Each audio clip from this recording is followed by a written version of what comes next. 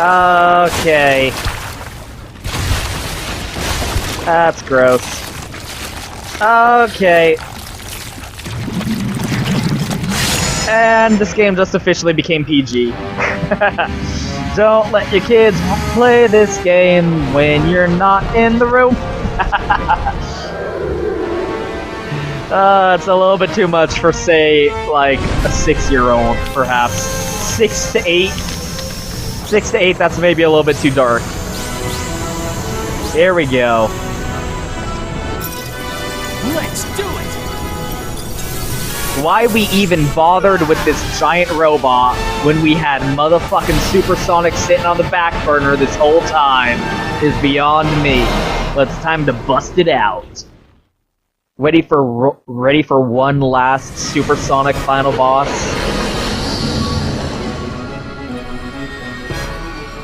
Ready for one last Supersonic final boss? Because it's the last one, really, when you think about it. Listen also, the music playing right now.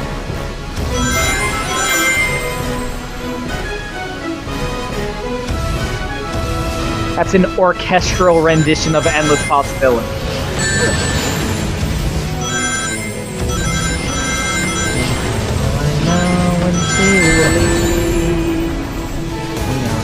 Start from somewhere. It's right there for me. The possibilities are never ending. I see it, and now it's all within my reach. And possibility. I see it now. It's always been inside of me, and now I feel so free. And the possibility. I love the fucking music. Literally look this up. Like the final boss music for this. Sonic, you do something about this shield. I see it. Like, I love me some Live and Learn. I love me some Open Your Heart. But a fucking orchestral, like, rock ballad as you fight the final boss as Supersonic. That's pretty kick-ass, dog.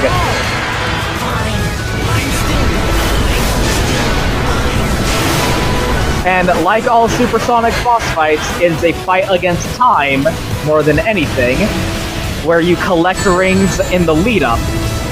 While charging towards Dark Gaia, you collected rings, sort of like how you collected rings through the asteroid field in Sonic and Knuckles, in Sonic 3 and Knuckles.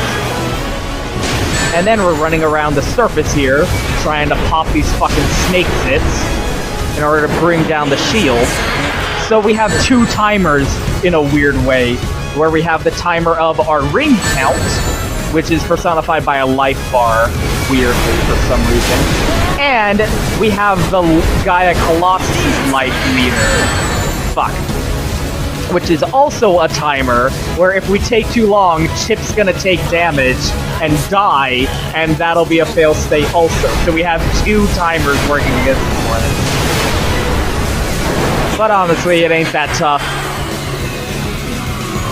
Yes, the shield's gone. Sonic, Now I can go where no one's ever gone, and I'm not looking back. Be right there. But how will I know when I get there? And how will I know when to leave? Oh, it's so good! The music is so great. Honestly, this isn't even the best Supersonic final boss. I would rank it pretty low, all things considered. In comparison to the ones we've had before, I would rank the fight against Metal Overlord higher. I would rank the Finalhazard higher. I would rank Sonic Adventure 1's higher. But like the cinematic, like the fucking orchestral music really does add a bit of flair.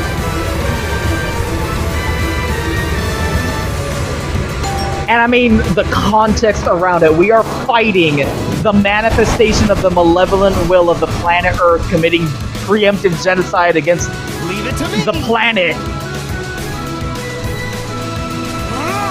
Yeah. In the fucking exploding core of the Earth.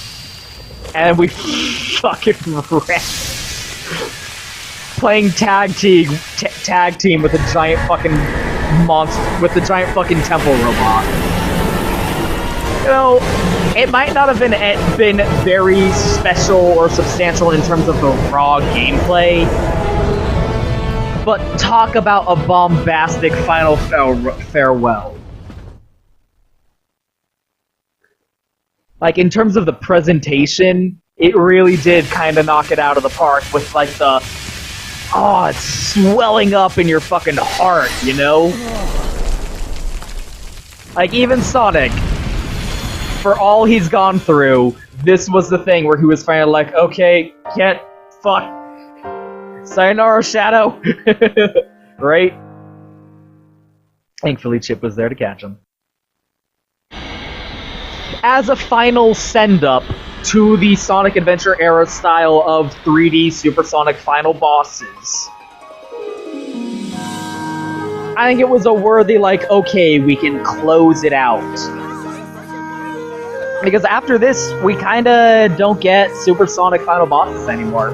We'll get, like, Sonic Generations does it, but that's because it's an anniversary, and it's not great anyway, so I kinda feel like it shouldn't even count. Like, as a final adventure game style of Supersonic, I feel like that was a worthy, like, we can close the door on that now. Morning, wouldn't you say, Doctor? Like, I doubt Sonic Forces is gonna have a supersonic final boss. This last time were utterly wasted, even if it was a complete and utter humiliating loss. Even the most pathetic loser in all the world will have his chance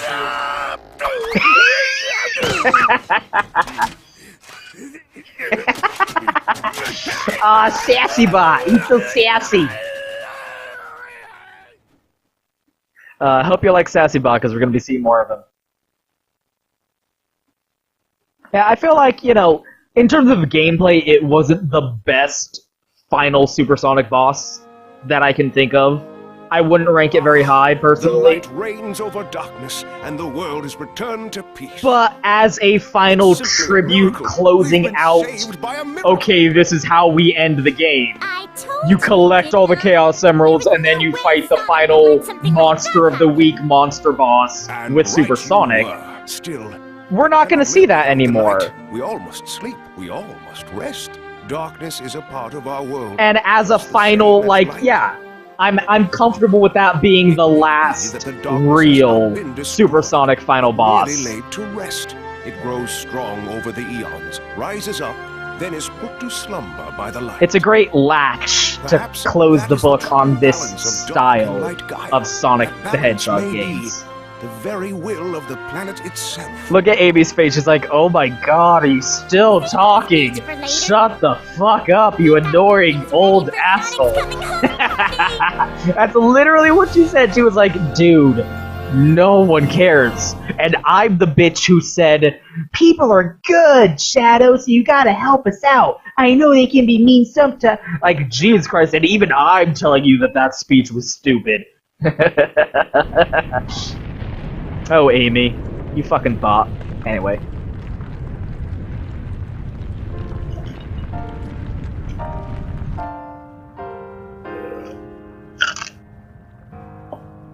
Is a ghost! Again! He was a ghost earlier, too! Sonic, you must live. It is such a huge pet peeve of mine when the voice line doesn't match the subtitles. Chip? That's an incredibly personal thing, but I fucking can't stand that. You must live. I wasn't planning on dying. It's taking a nap, dude. We're literally in the core of the planet. It's fucking hot down here, bro. You got a fucking bottle of water?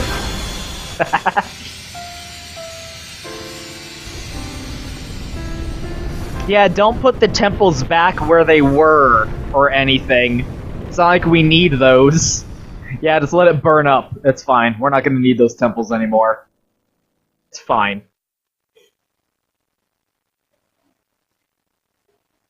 Just throw the retcon temples into the fucking furnace.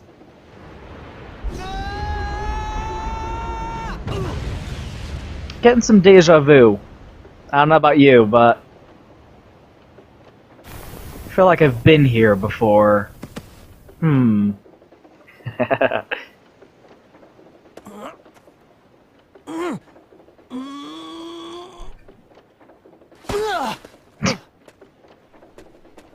Ow!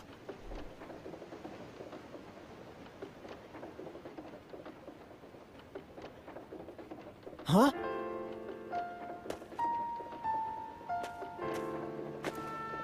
I'll never forget you. I'll be here by you, always. A part of the earth you tread.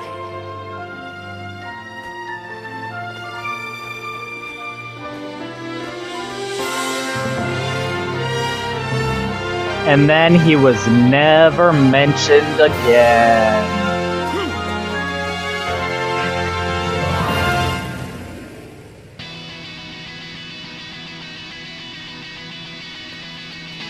Hey, Sonic!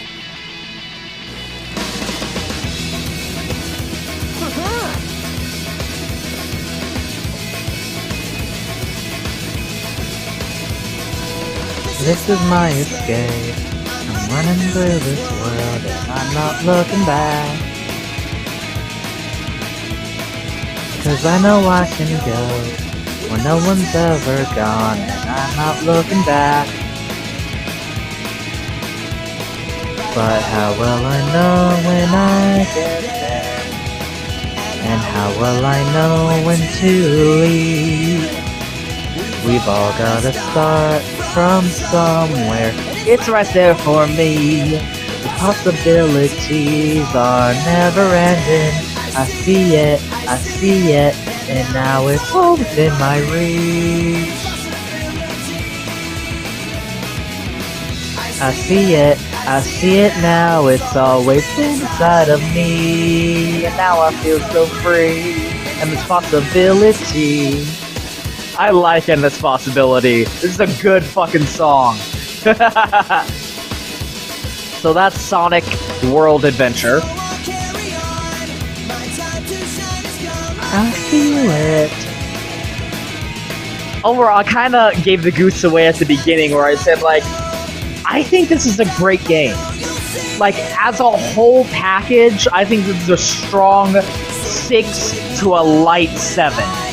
I love, like, pay attention to this montage of tourist photos, by the way. Really helps capture the mood of this game, which was like a road trip style game where you're traveling around. So what better way to close that out than a montage of photographs that Sonic, Tails, and Chip all took while they were going around the place, right? All these candid moments, codec moments, which I assume Tails took with his giant fucking PDA. Drop that down, that point again. Oh, this is where my story begins. I'm losing speed. I'm losing control. And wear it out. I'm coming through. I like this song. Fuck you. But like overall, I'd give it a strong 6 to a light 7. Personally, I would like, for me, the things it did, I respect them and I like what it did. It did some really fun, unique things, like the entire mood of it being basically a celebration of the planet, of humanity, of the cultures of the world that have been longtime fans of Sonic for all this time. And I like how, like, they clearly felt this liberty to just, like, do whatever they kind of felt like they wanted to do in a new and unexpected way. Like, they had the freedom and the self-imposed discipline to go outside of the box and to do it in a way that is different from how they would have normally done it. And that's really interesting and results in some really unique design choices that you really haven't seen in the series before or since.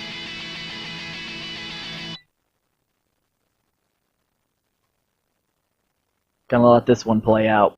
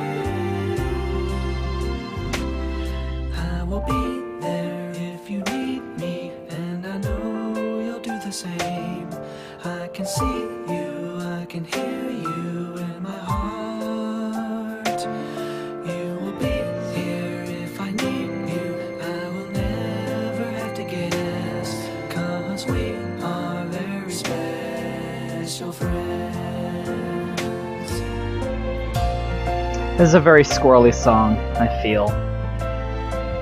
So I wanted to give it a chance to like play out so you can appreciate the lyrics, because whenever I hear this song, I can't help but think of you. Because it's this is my song to you, you know? If I had a song, if I was capable of that, it would be this.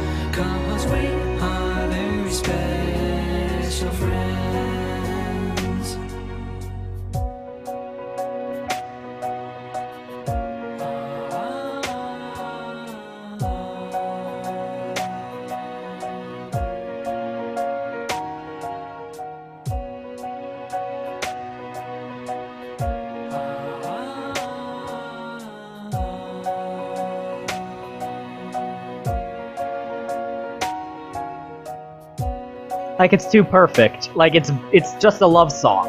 It's blatantly a love song, but they're going, "You're my friend. You're my special friend." Like, it's too appropriate. Like, it almost feels like they were in on the... It's a perfect little Foxy Scrollless song. I don't know. That's what I feel like. It's got our in-jokes. But it's like, "You're the light of my light. My special friend." Right? But also, that's blatantly just that's like the idea of that song is supposed to be like, it's Chip singing to Sonic, kind of. Like, that's the idea. Like, it's about how they became friends throughout the game.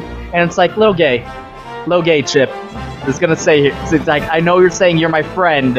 It's a friendship song, but that's a love song. Like, you gotta have a little bit of, no homo warning at the beginning there." But yeah, wanted to let that play out because it's like, that song kinda touches me inappropriately on the inside, you know? Makes me feel things. But anyway, I feel like I've said all the things, the typefaces. I feel like I've said all the things I wanted to say about this game. Like, I love all of the interesting and unique things that it did that you can't get anywhere else in the series. And I love the vibe and the tone of it, and the entire idea of it being like a road trip game, and a celebration of humanity and the world, and and like being a send-up to the old adventure style of formula that they're leaving behind while trailblazing and experimenting with this new style of gameplay that they're gonna go with going forward. It's a game I wish I liked more than I did, because conceptually and like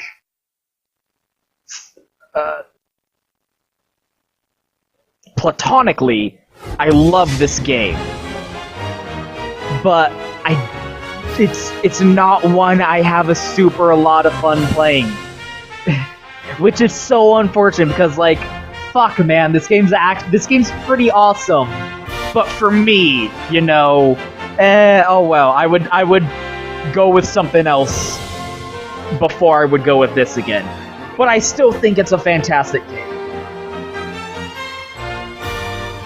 You know, and I hate kind of thinking about it in terms of like, the last game that came out was Sonic 06, and then they did this, and it kind of felt like a revitalization. It felt like, I hate saying it in terms of like, it redeemed the franchise, because again, the idea that, oh, Sonic is bad forever, and always was, because of that one game.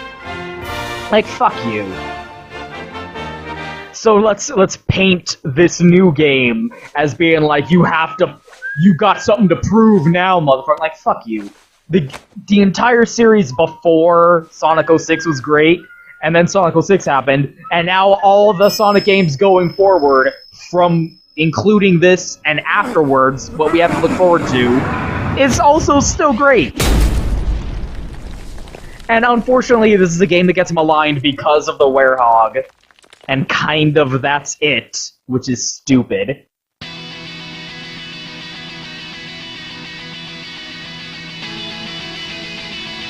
And like, yet again, aside from that one that we can all agree is a bad game, move the fuck on! Where are the bad Sonic games? Where? I don't see them. This is a good one. I just played it. It's not super to my taste, but I said that about Sonic CD too, and motherfuckers say Sonic CD is the best Sonic game! Although I wouldn't say this is the Sonic CD. I would say it's the Sonic 1. Because it's experimenting with a new formula, and having some unfortunate hiccups along the way, and defining itself based on its competition. Just like Sonic 1 defined itself as a fuck Mario game, we're gonna do that, but better, right? So too did this. This game, like, saw what its competition was, what's around it at the time, and it took elements from those and experimented with them and tried to put their own spin on it. And it ended up not working, but that's fine.